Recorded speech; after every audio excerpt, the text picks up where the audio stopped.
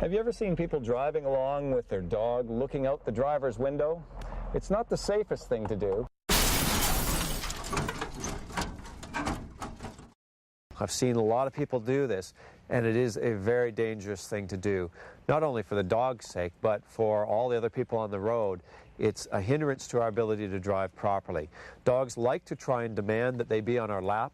What we need to do is correct them for that. If they're going to be loose in the front of the vehicle with us, that if we have a training line on them like this and their choke chain, if they try to climb onto our lap, grab the line, snap it away firmly and tell them no.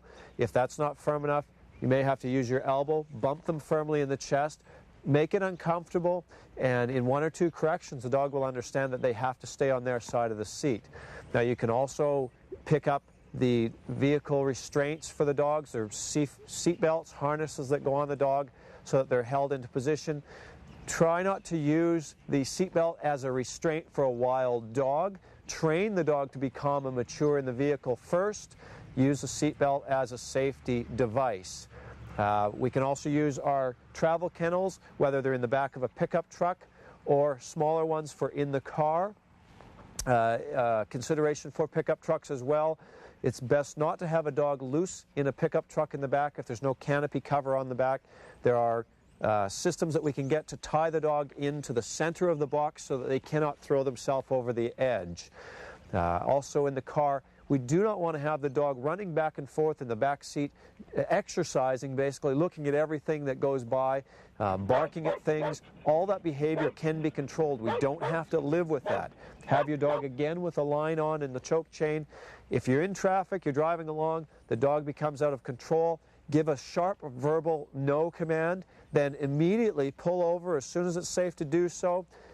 Go into the back seat or to wherever the dog is in the car and reinforce that word by a firm snap with your line and your choke chain.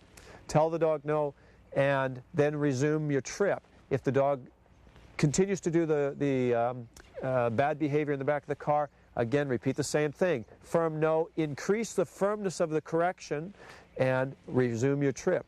Very quickly, again, if the dog is being worked with in other areas with our training, that they will learn to be very calm in a vehicle.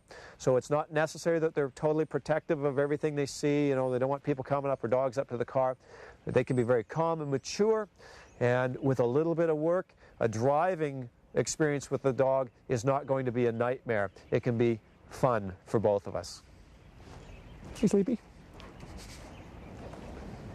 When it comes to entering and exiting the vehicle, it is best if we only ever allow the dog out of the passenger side of the car. This way, they will never accidentally jump out into traffic.